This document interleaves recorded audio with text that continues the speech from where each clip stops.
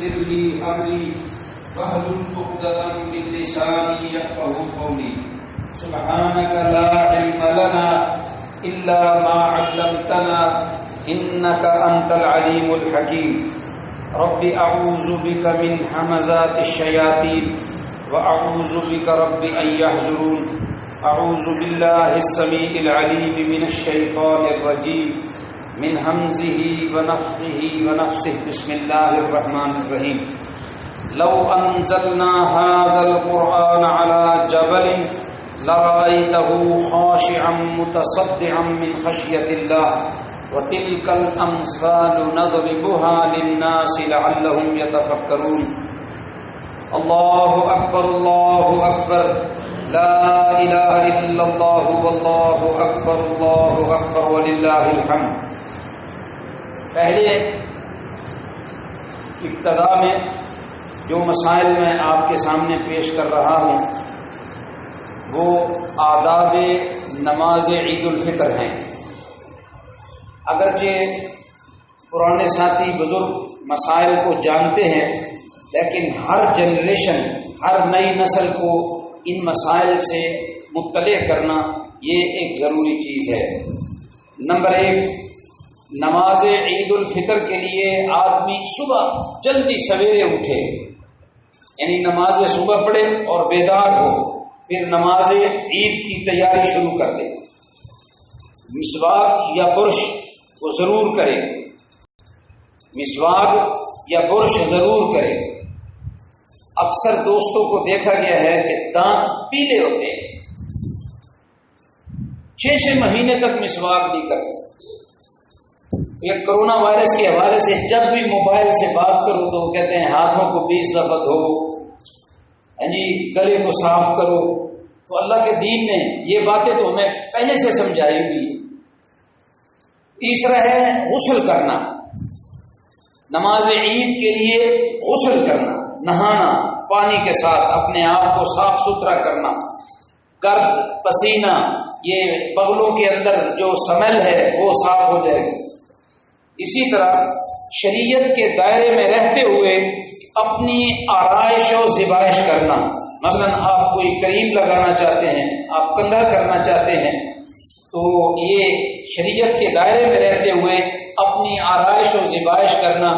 آپ کوئی شیروانی پہننا چاہتے ہیں تو ٹھیک ہے، عمدہ سے عمدہ کپڑے جو آپ کے پاس موجود ہیں انہیں پہن کر عیدگاہ کی طرف جائے، عمدہ سے عمدہ کپڑے پہن کر عیدگاہ کی طرف جائے۔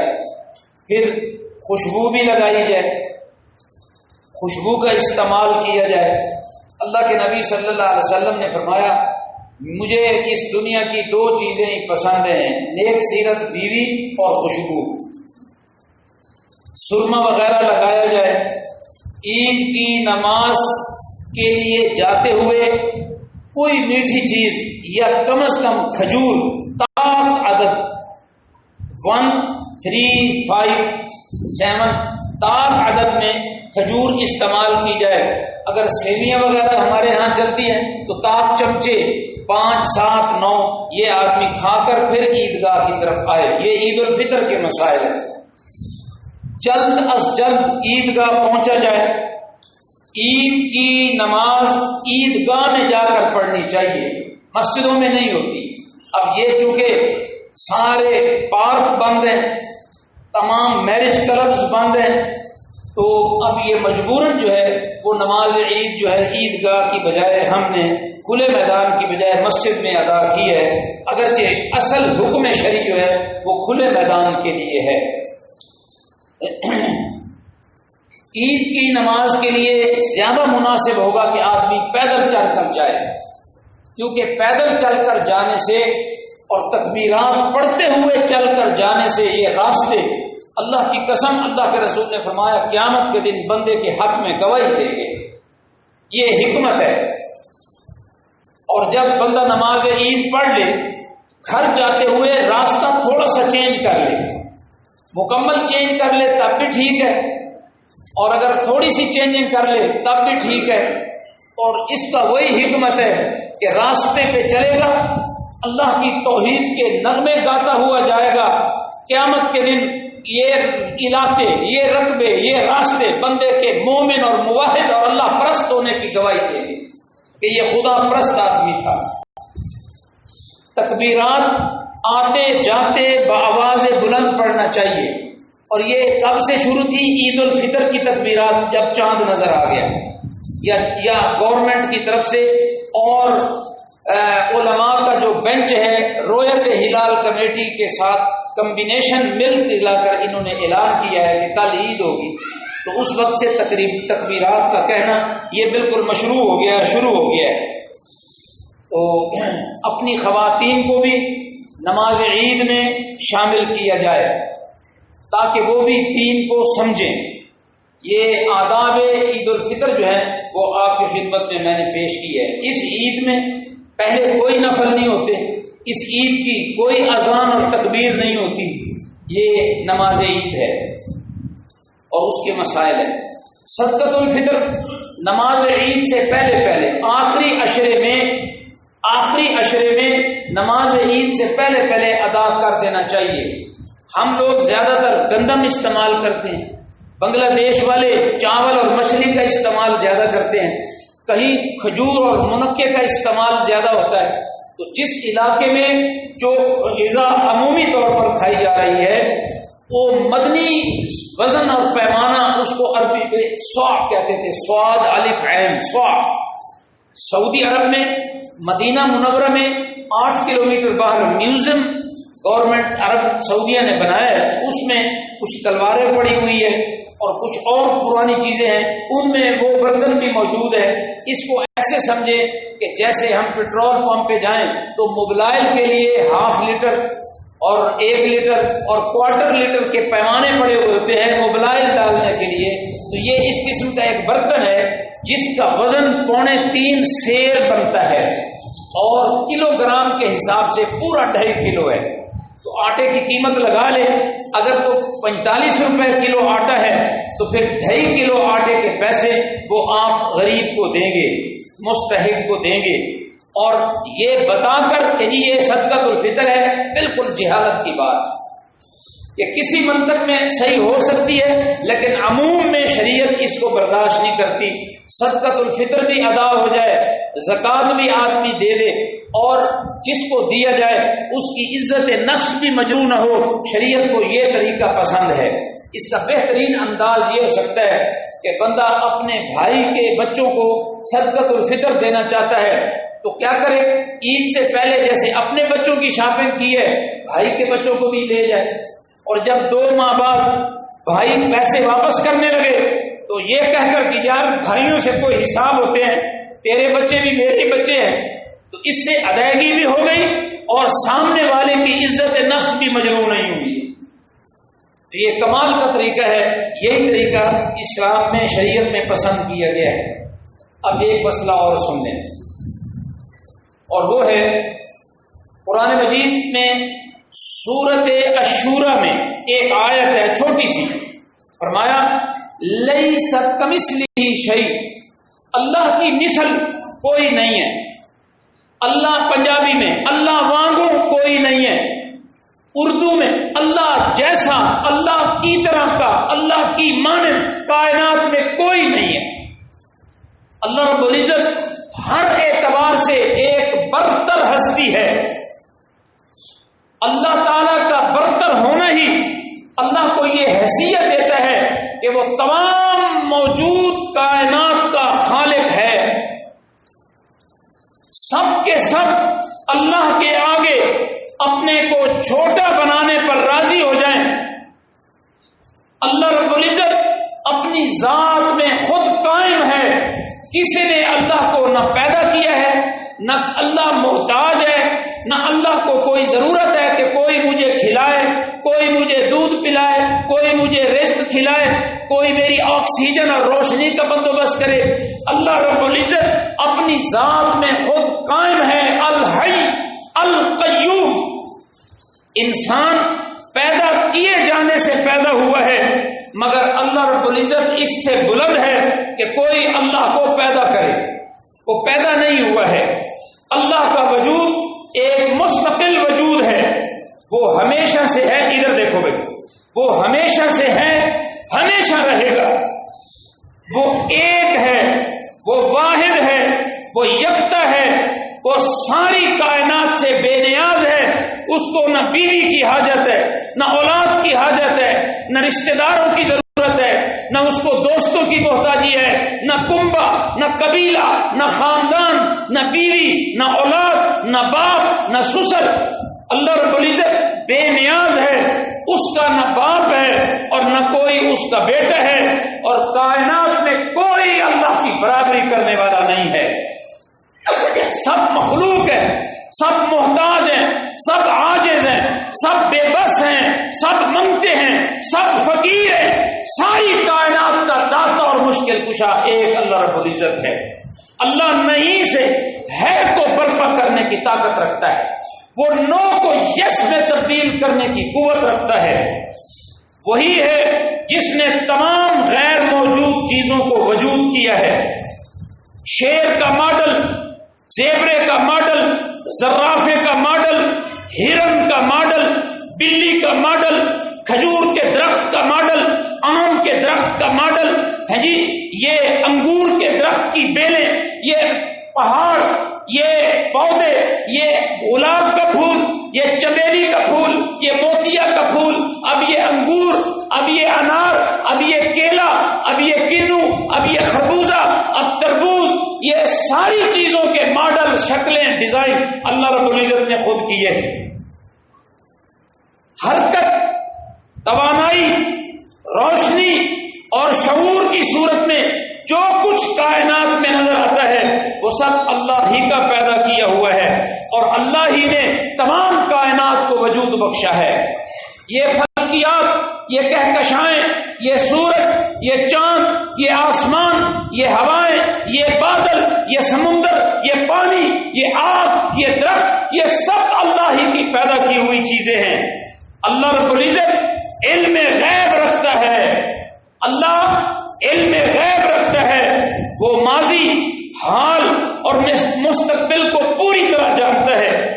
اللہ کی اسی صفت خاص کی بنا پر یہ ممکن ہوا ہے کہ وہ کائنات کی ایسی منصوبہ بندی کرے کہ پوری کائنات کے تمام اجزاء ایک دوسرے سے جڑے ہوئے ہوں اور ان میں کبھی کوئی نقص اور آپس میں ٹکراؤ انسان نے نہ دیکھا ہو۔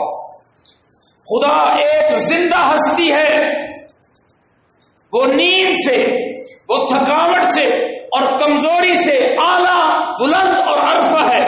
وہ اپنی وسیع کائنات کا خود مسلسل نظم کر رہا ہے۔ یہی وجہ ہے کہ کروڑوں بلین سال گزرنے کے بعد بھی کائنات کی حرکت برابر جاری ہے اور اس میں کبھی کوئی وقفہ نہیں پڑا۔ یہ اللہ رب العزت کی توحید کے جملے تھے جس کو میں سمجھتا تھا کہ یہ کانوں کے پردوں سے ٹکرا کر انسان کے دل تک اس کی جھنڈک اور تاثیر پہنچی۔ یہ بندے کے لیے روحانیت کا رزق ہے۔ قرآن مجید میں ایک ایسی آیت نازل ہوئی ہے جس جیسی آیت اللہ نے پچھلی کسی نبی اور امت کو نہیں دی ہے، اور وہ آیت الکرسی ہے۔ جادو، جنات، نظر بد کا علاج ہے، مصیبتوں کا علاج ہے، موت سے پہلے یہ آدمی کو جنت تک پہنچانے والی چیز ہے۔ یہ ایسی کمال کی آیت، اس کو ہر نماز کے بعد پڑھنا، اس کو سونے سے پہلے پڑھنا اور اپنے اوپر دم کرنا، اس کے یہ فوائد ہیں کہ بندے کو نظر بد سے، جادو جنات سے اور بیماریوں سے اللہ تعالی شفا عطا فرما دے گی۔ ترجمہ سن لیں، اللہ لا الہ الا ہو، اللہ وہ معبود برحق ہے جس کے سوا کوئی عبادت کے لائق نہیں۔ الحی القیوم، وہ زندہ، ہمیشہ زندہ رہنے والا ہے۔ لا تأخذہ سنۃ ولا نوم، اللہ کو نہ اونگ آتی ہے اور نہ نیند آتی ہے۔ نیند سے اور اونگ سے اعلیٰ و عرفہ اور بلند ہے۔ لہ ما فی السماوات و ما فی الارض، جو کچھ آسمانوں میں اور جو کچھ زمین میں ہے سب اسی ایک اللہ ہی کا پیدا کیا ہوا ہے۔ اللہ چیلنج کرتا ہے ارونی ماذا خلقوا من الارض، مجھے دکھاؤ تو صحیح کائنات میں کسی نے کوئی چیز پیدا کی ہو، ایک ذرے کے برابر بھی کوئی چیز پیدا کی ہو، ایک ہستی لے آؤ۔ فرمایا اللہ کے سوا جن کو تم پکارتے ہو لن یخلقوا ذبابا، انہوں نے ایک مکھی بھی پیدا نہیں کی۔ من ذا الذی یشفع، کون ہے کہ اللہ کی اجازت کے بغیر اللہ کے سامنے سفارش کرنے کھڑا ہو جائے؟ کسی کو بولنے کی قیامت کے دن اجازت نہیں ہوگی، اللہ اجازت دے گا بندہ بولے گا، اور جتنا دائرہ بنایا جائے گا اتنا بولے گا، اپنی مرضی سے زیادہ نہیں بول سکتا ہے۔ تو شفاعت کے اختیارات سارے اللہ کے پاس۔ من ذا الذی یشفع، کون ہے جو اللہ کی اجازت کے بغیر کسی کی سفارش کرنے کھڑا ہو جائے؟ یعلم ما بین ایدیہم وما خلفہم، جو کچھ لوگوں کے روبرو ہو رہا ہے اور جو کچھ ان کے پیچھے ہو چکا ہے سب اللہ کے علم میں ہے۔ وسع کرسیہ السماوات والارض، اللہ کی کرسی واسع، زمین و آسمان سے زیادہ وسیع ہے۔ ولا یعودہ حفظہما وہو العلی العظیم، اور اس ساری کائنات کے نظم اور سسٹم اور میکانزم کو چلانے میں اللہ کو کوئی دشواری اور تھکاوٹ نہیں ہوتی ہے، اس لیے وہ بڑا عالی رتبہ اور جلیل القدر ہے۔ وہو العلی العظیم، وہ عالی مرتبہ اور جلیل القدر ہے۔ یہ توحید کے متعلق اللہ رب العزت کا کچھ تھوڑا سا تعارف جو ہے وہ میں نے آپ کی خدمت میں پیش کیا ہے۔ اسی مختصر خطبے کے دوران ہی کچھ اچھی باتیں چند ایک اور سن لیں۔ نمبر 1، اللہ کے رسول نے فرمایا اعمال کا دار و مدار نیت پر ہے۔ جو نیت ہے، آپ کی نیت اچھی ہے، آپ جانتے ہیں اللہ جانتا ہے، آپ وہ کام کر رہے ہیں سب اللہ کے علم میں ہے، مگر آپ کو جو اجر ملے گا وہ آپ کی نیت پر ملے گا۔ اب اعتکاف بیٹھنے والے لوگ اگر نہیں بیٹھ سکے اس وجہ سے کہ حکومت پابندی لگا رہی ہے کہ 4 یا 5 بندوں سے زیادہ نہ بیٹھے، ایک مسجد میں 80 بندہ اعتکاف بیٹھتا تھا، اس دفعہ موقع نہیں ملا، نیت تھی، اللہ تعالیٰ بندے کو اجر ضرور دے گا۔ عورتوں نے مجھ سے فون پوچھا، کسی دوست نے کہا میری والدہ کو تم سمجھاؤ۔ والدہ کہتی تھی کہ میں اعتکاف بیٹھوں گی، ایک گھر میں اپنے کمرے میں کوئی پوتا اور نواسا میرے سے بات نہ کرے، مجھ سے سالن روٹی کی کوئی بات نہ کی جائے، بس میں کمرہ لاک کر دوں گی اور نیچے سے مجھے سالن اور روٹی دے دینا۔ کیا یہ طریقہ اعتکاف کے لیے ٹھیک ہے؟ میں نے کہا بالکل غلط ہے، بالکل غلط ہے۔ اعتکاف والا آدمی برآمدے میں جائے، بٹن کھولے، پنکھا چلائے، وضو کرے، نہا لے، استنجا کرے۔ انما الاعمال بالنیات، اعمال کا دار و مدار نیت پر ہے۔ اعتکاف مسجد میں ہی ہوگا، کبھی کمرے میں اور گھر میں نہیں ہوتا ہے۔ وانتم عاکفون فی المساجد، مسجدوں میں اعتکاف کرو، یہ قرآن کی نص ہے۔ گھروں میں اعتکاف کرو، میں نے کہا آپ گھر میں رہ کر اذکار کی تعداد بڑھا دیں، جو سپارے 2 پڑھتے تھے 5 پڑھ لیں، تسبیحات ڈبل کر لیں، لیکن یہ نہ کہیں کہ اعتکاف میں گھر میں بیٹھوں گی۔ البتہ آپ کی نیت ہی ثواب مل جائے گا۔ انما الاعمال بالنیات، اعمال کا دار و مدار نیتوں پر ہے۔ مومن کا شیشہ ہے، مومن کا آئینہ ہے۔ شیشے میں اپنے آپ کو دیکھتا ہوں، وہ مجھے بتاتا ہے کہ یہ بال جو ہیں وہ ٹیڑھے ہیں، میں اس کو ٹھیک کر لیتا ہوں۔ میری غلطی بتاتے ہوئے شور نہیں مچاتا، میری انسلٹ نہیں کرتا۔ یہی مومن کا طریقہ ہونا چاہیے۔ مومن اپنے بھائی کی خیر خواہی کرے، اس کی اصلاح کرے، اعلیٰ اور اچھے انداز میں کرے، لوگوں کو بھی نہ بتائے، بدنام بھی نہ کرے۔ اس لیے فرمایا مومن کا آئینہ ہے۔ حدیث فرمایا مومن ایک سوراخ سے 2 بار نہیں ڈسا جاتا ہے۔ مومن ہے، ایک دفعہ ٹھوکر کھائیے، بار بار اسی آدمی سے یا اس ادارے سے ٹھوکر نہیں کھائے گا، اس کمپنی سے ٹھوکر نہیں کھائے گا۔ پیپسی والے ہر سال 1 کروڑ کا کسی کو بکرا ذبح کا بکرا بناتے ہیں، اب بار بار اس سے بکرا بنا جائے تو پھر یہ بندہ مومن نہیں ہے، یہ کوئی اور مزاج کا آدمی ہے۔ چگل خور جنت میں نہیں جائے گا، اس کو بات اور انداز کی کرے، پھر اس کی بات اس کو اور انداز کی کرے، پھر دونوں میں لڑوا دے، جھگڑا کروا دے، چگلی لگانے والا، فرمایا یہ جنت میں نہیں جائے گا۔ آپ ایک اور حدیث سنیں، اللہ کے رسول نے فرمایا جس نے تمیمہ لٹکایا، مشرکانہ تعویذ لٹکایا، اس نے شرک کیا ہے۔ جس نے مشرکانہ تعویذ لٹکایا، ہمارے ایک دوست ہیں پروفیسر منظور صاحب، وہ کھلا دم کرتے ہیں اور اونچی آواز سے آیتیں اور حدیثیں پڑھ کر دم کرتے ہیں، جو حدیثیں اور دعائیں اللہ کے رسول نے بتائی ہیں۔ اب جس آدمی کے یہاں پر تعویذ بندھا ہوا ہو، دھاگا بندھا ہوا ہو، پاؤں میں تعویذ بندھا ہوا ہو، گلے میں تعویذ لٹکا ہوا ہو، وہ کہتے ہیں یہ تعویذ تو جنات کو بلانے کی سم ہے، سم، جیسے سم پر سگنل اور آواز آتی ہے، ویسے ہی مشرکانہ تعویذ پہننے والے پر جنات اور زیادہ حملہ آور ہوتے ہیں۔ میرے سے اگر علاج کروانا ہے تو یہ مشرکانہ تعویذ اتار دیں۔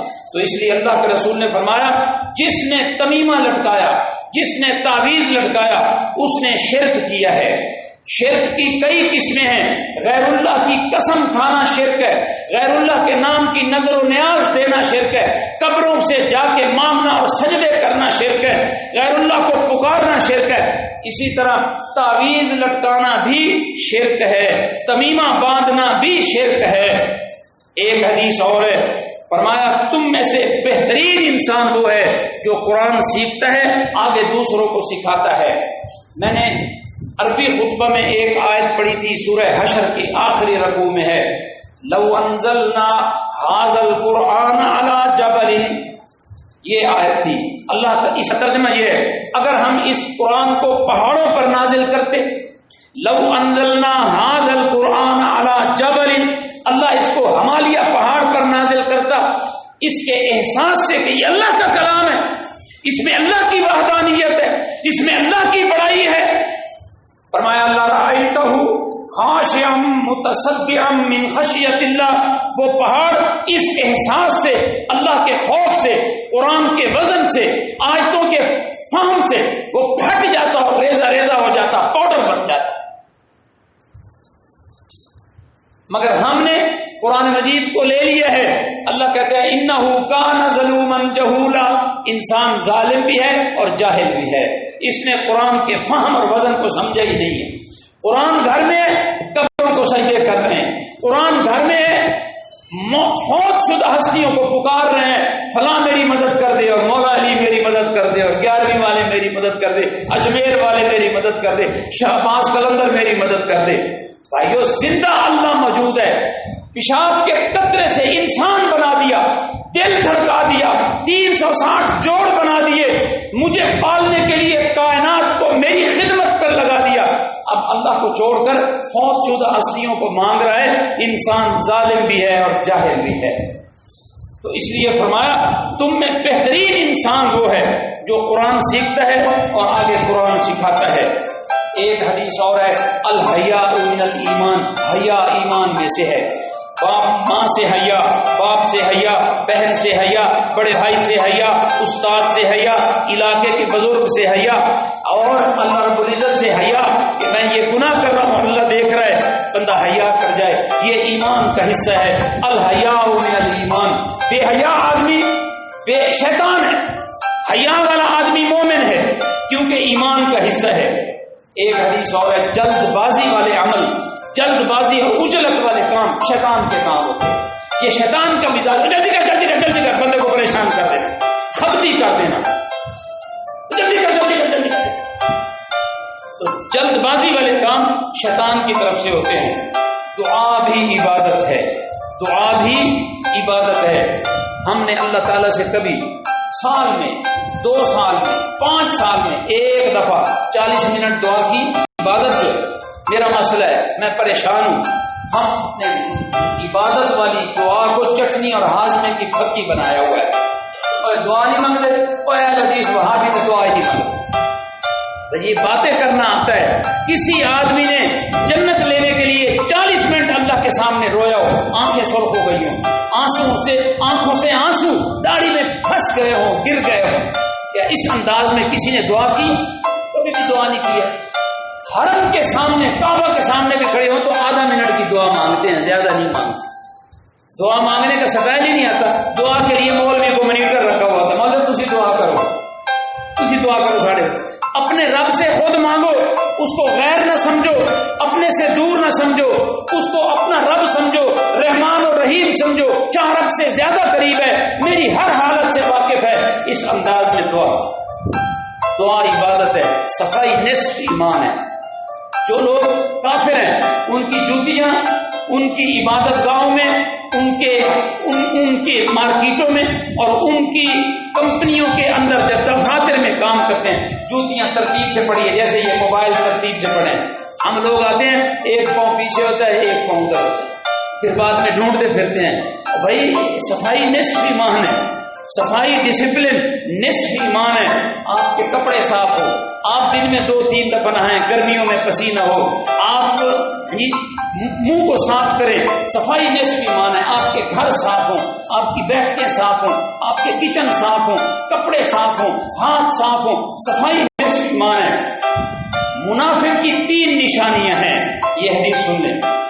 جب بھی بات کرتا ہے اس میں جھوٹ بول دیتا ہے, جب بھی بات کرتا ہے جھوٹ بول دیتا ہے. امانت دی جائے اس میں خیانت کرتا ہے, وعدہ کرتا ہے اس کو پورا نہیں کرتا ہے. مسلمان آپس میں بھائی بھائی ہیں, یہ اللہ کے رسول کی حدیث ہے. انما المؤمنون اخوہ, قرآن کی آیت بھی ہے سورہ حجرات میں. مومن ایمان کی وجہ سے آپس میں بھائی ہیں, ان کا آپس میں ایمانی رشتہ ہے. آخری بات فرمایا تم ان لوگوں کی طرف نہ دیکھو جو حیثیت میں اوپر ہے. کسی کے پاس مکان اچھا ہے, کسی کے پاس گاڑی زبردست ہے, کسی کے پاس اولاد زیادہ ہے, کسی کے پاس فراوانی رزق ہے. تو فرمایا تم ان کی طرف نہ دیکھو جو تم سے اوپر ہیں, تم ان کی طرف دیکھو جو تم سے نیچے. ولا تنظروا الى فوقك منكم, جو حیثیت میں اوپر ہے انہیں نہ دیکھو پریشان ہو جاؤ. فرمایا انظروا الى اسفل منكم, انہیں دیکھو جو تم سے نیچے ہیں. شکر کا جذبہ پیدا ہو جائے گا. یا اللہ تم نے مجھے اس سے بہتر دیا ہے, میرے پاس گاڑی نہیں ہے لیکن اللہ صحت تو ہے, صحت تو ہے, اللہ نگاہ تو ہے, اندھا نہیں ہوں, میرے پاؤں ٹھیک نہیں ہے, ٹھیک ہے, بازو ٹھیک ہے, کمر ٹھیک ہے, یاداشت ٹھیک ہے. اللہ تیرا بڑا کرم ہے, بڑی نعمت تو نے مجھے دی ہے. اللہ خوش ہوتا ہے, شکر سے اللہ خوش ہوتا ہے. اور نماز دین کا ستون ہے, نماز دین کا ستون ہے. جس نے ستون گرا دیا ساری عمارت, حج, نماز, صدقے, زکاتیں, سب نیکیاں نیچے گر جائیں گی. نماز دین کا ستون ہے. یہ عید کی نماز نفل نماز, 5 نمازیں اللہ نے فرض کی ہیں مرد و عورت پر پوری زندگی.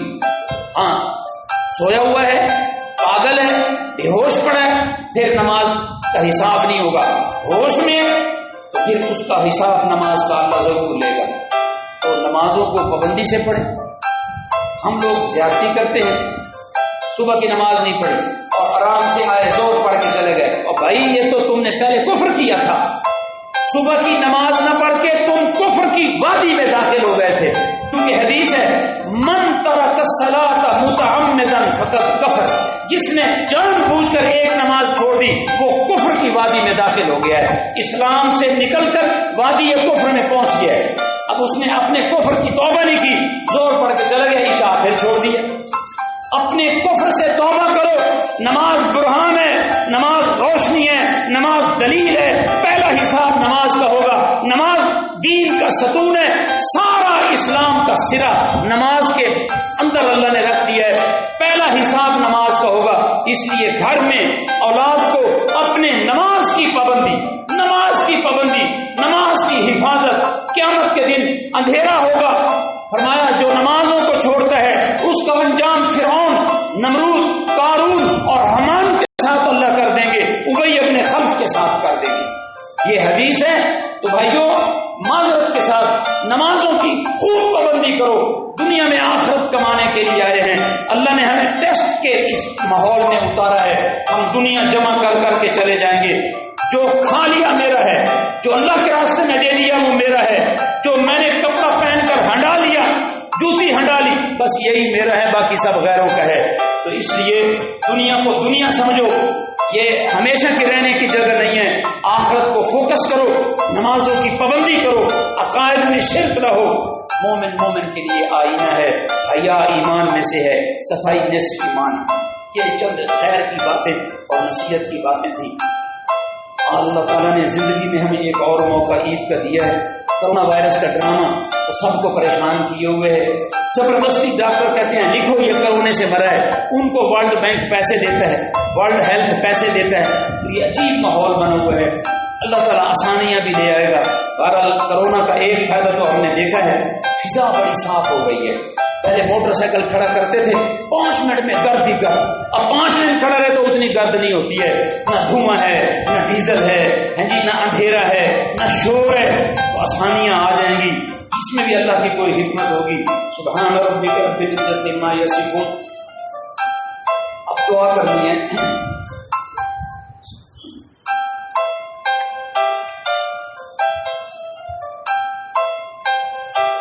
اللهم انت ربنا لا اله الا انت الاحد الصمد الذي لم يلد ولم يولد ولم يكن له كفوا احد يا رب لك الحمد كما ينبغي لجلال وجهك وعظيم سلطانك اللهم صل على محمد وعلى ال محمد اللهم بارك على محمد وعلى ال محمد كما باركت على ابراهيم وعلى ال ابراهيم انك حميد مجيد اللهم اهدنا الصراط المستقيم اللهم اهدنا الصراط المستقيم۔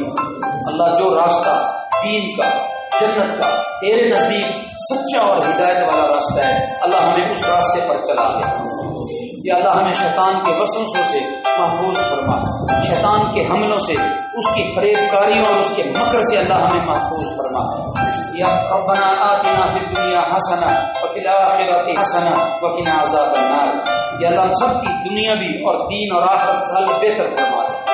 اللہم استر عوراتنا وآمن رواتنا۔ اللہ ہمارے عیوب، ہمارے گناہ، ہماری غلطیاں، اللہ ان کو ڈھانپ لے، ہمارا بھرم رکھ دے، ہماری عزت قائم رکھ۔ یا اللہ بے عزتی سے ہمیں محفوظ فرما، جگ ہنسائی سے اللہ ہم سب کو محفوظ فرما۔ اے رب العالمین ہمیں خاتمہ ہمارا ایمان اور سلامتی کے ساتھ ہو۔ یا اللہ ہمارے خاتمے پر نہ شرک اور بدعت شامل ہو اور نہ کفر اور بغاوت شامل ہو۔ یا اللہ ایمان ہی ایمان ہو، تقوی ہی تقوی ہو، شکر ہی شکر ہو، صبر ہی صبر ہو۔ اللہ ایسی ایمان والی زندگی ہم سب کو نصیب فرما دے۔ اے رب العالمین ہمارے بیماروں کو صحت کاملہ عاجلہ عطا فرما۔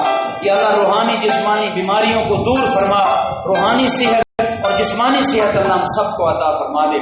یا اللہ کبھی بھی ہمیں اچانک والی موت نہ دینا، لمبی زندگی دے، ایمان والی اور دین والی زندگی عطا فرما۔ یا اللہ جو پریشان ہیں رزق کے معاملے میں، اللہ سب کو برکت والا رزق عطا فرما، اللہ برکت والا رزق عطا فرما، اللہ برکت والا رزق عطا فرما۔ اللہ شریر کے شر سے، دجال کے فتنہ سے، کینہ پرور آدمی کے کینہ سے، ظالم کے ظلم سے اللہ ہم سب کو محفوظ فرما۔ یا اللہ نعمتوں کے چھن جانے سے اللہ ہم معافی مانگتے۔ یا اللہ نعمتوں میں اضافہ فرمانا، نعمتوں میں کمی نہ دینا، نعمتیں چھین نہ لینا۔ اللہ نعمتوں میں برکت ڈال دے، نعمتوں میں اضافہ فرما دے۔ اللہ ہم تیری رحمتوں کے محتاج ہیں، ہم پر اپنی رحمت کے ساتھ فیصلے فرما۔ اللہ ہمارے اعمال اور ہماری سیاہ کاریوں والے فیصلے نہ کر، اللہ اپنی رحمت کے ساتھ معاملہ فرما۔ یا اللہ جو ہمارے بزرگ، ہمارے جماعتی، ہمارے ساتھی، ہمارے عزیز، یا اللہ محلے کے علاقے کے موحد لوگ مرد اور عورتیں وفات پا گئے ہیں، اللہ تو ان کو جنت الفردوس عطا فرما۔ یا اللہ ہم ان کے لیے جنت مانگ رہے ہیں، اللہ ہم بھی جنت کے محتاج ہیں، اللہ تو ہمیں عذاب قبر سے اور عذاب جہنم سے محفوظ فرما کے اللہ ہمیں بھی جنت الفردوس کا وارث بنا دینا، اپنی رحمتوں کے ساتھ اللہ ہمیں بھی جنت الفردوس کا وارث بنا دینا۔ اے رب العالمین ہماری اولادوں کو خوش بخت بنا، اللہ ہم سب کو بدبختی سے محفوظ فرما۔ اگر ہماری مقدر میں قضائے سو کے فیصلے ہیں تو اللہ قضائے احسن میں تبدیل فرما دے، سوء قضا کو قضائے احسن میں تبدیل فرما دے۔ اے رب العالمین ہم پر اپنی رحمتیں نازل فرما، اللہ ہمارے گناہ معاف فرما، کبیرہ صغیرہ سارے گناہ معاف فرما۔ رمضان میں جو ٹوٹی پھوٹی عبادتیں کی ہیں، جو لگڑی لولی کمزور عبادتیں کی ہیں، یا اللہ ہمیں اپنی بندگی کو آسان طریقے سے نبھانے کی توفیق عطا فرما۔ رب اعنا علی ذکرک و شکرک و حسن عبادتک، اللہ ہم تیری عبادت خوبصورت انداز میں کریں، ہم تیرا شکر کریں اور تیری بندگی زیادہ سے زیادہ کریں۔ تو ہماری مدد فرما، تو ہماری مدد فرما۔ دنیا اور آخرت میں جو مشکل اور مصیبتیں والی گھاٹیاں اللہ تو ہماری حفاظت فرما۔ یا اللہ اس کرونا کے ڈرامے والے عذاب کو ہم پر سے ٹال دے، یا اللہ اس مصیبت کو بھی ہم پر ٹال دے، یا اللہ آسانیاں ہی آسانیاں پیدا فرما دے، یا اللہ خوشیاں ہی خوشیاں عطا فرما دے، یا اللہ غم سے، دکھ سے، صدمات سے اللہ سب کو محفوظ فرما، یا اللہ سب کو سونی خوبصورت صحت اور زندگی عطا فرما۔ اللہ بیماریوں کو دور فرما، مصیبتوں کو دور فرما، وباؤں کو دور فرما، آسمان سے آنے والی بلاؤں کو ہم سے ٹال دے، یا اللہ حکمرانے کے دلوں میں پاکستان کی 22 کروڑ عوام کے لیے ہمدردی والا مزاج ان کے اندر پیدا فرما دے، یا اللہ ظالمانہ مزاج ان کے اندر سے ختم کر دے، یا اللہ ان کے اندر عوام کی ہمدردی اور محبت اور رحمت ڈال دے، یا اللہ ہم پر رحم فرما اللہ۔ یا اللہ ہم کمزور ہیں، یا اللہ ہمارا کوئی مددگار نہیں ہے سوائے تیرے، اللہ ہم تجھے پکار رہے ہیں، اس پکارنے میں جوان بھی ہیں، بوڑھے بھی ہیں، بچے اور عورتیں بھی ہیں، اللہ ہم ساری کو سب کی دعائیں قبول فرما، کسی بھی دعا کو رد نہ کرنا، یا اللہ نفع بخش علم عطا فرما، پاکیزہ روزی عطا فرما، اللہ گھر میں کوئی ضرورت ہو اللہ ہماری ضرورتیں پوری فرما دے، کسی کی محتاجی نصیب نہ کرنا، اللہ آسانیاں پیدا فرما دے، یا اللہ ہماری عبادتیں قبول فرما، ہماری دعائیں قبول فرما، ہماری توبہ کے الفاظ قبول فرما، اللہ ہم سب کو بخش دے اپنی رحمت کے ساتھ،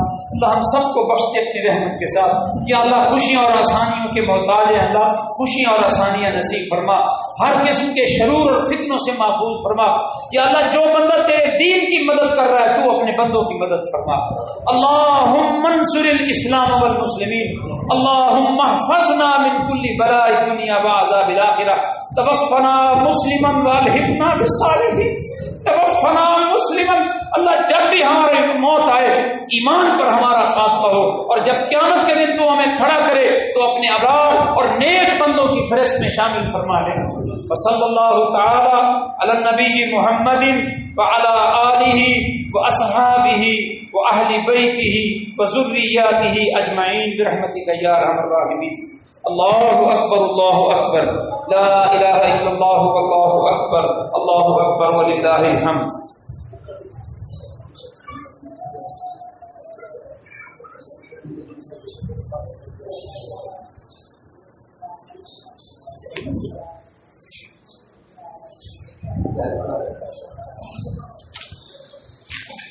سرلی امری واحلل عقدۃ من لسانی یفقهوا قولی۔